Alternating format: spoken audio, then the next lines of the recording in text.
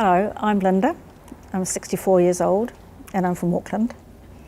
I'm married to my lovely husband Richard, and I have one son and 3 grandchildren. I guess you call it conquering cancer.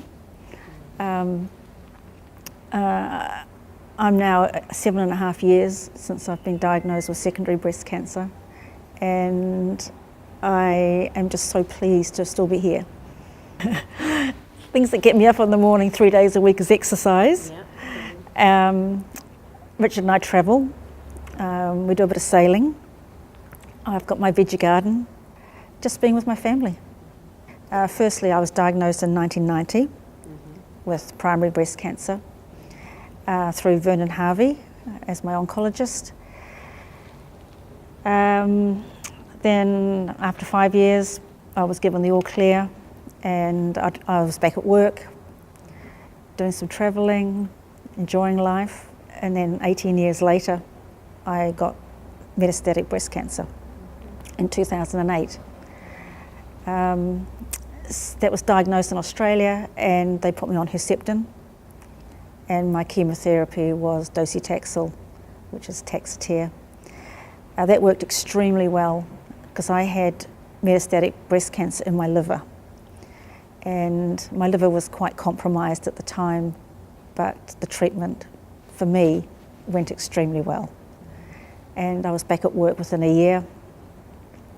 We returned to New Zealand in 2010 to be with family, because even though the treatment worked extremely well, you didn't really know what was going to happen.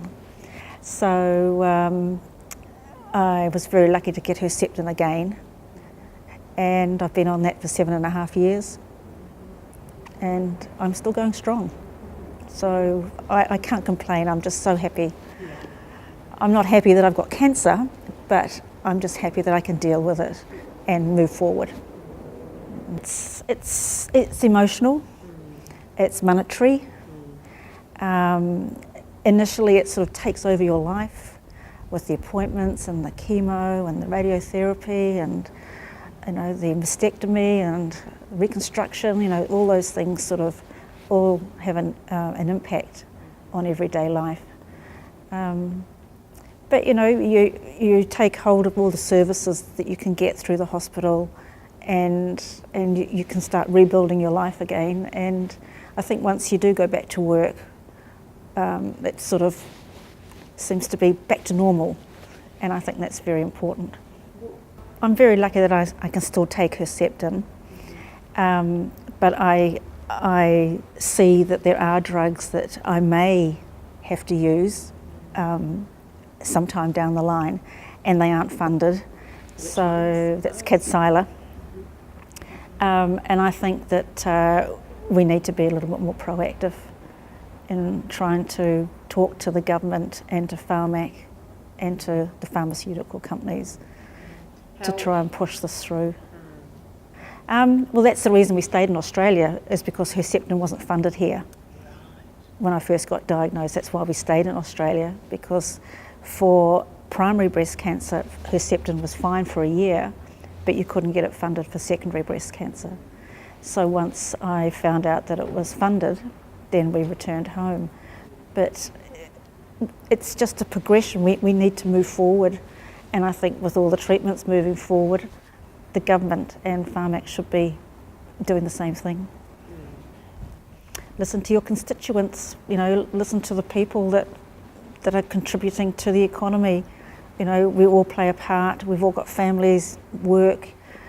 We just want some help. We don't want to ask for too much, but we just want you to be there when we need you. Live a long and healthy life. Be with my hubby and my family. I don't want to go before my mum and dad. My mum and dad are in their late 80s, and they're the world to me.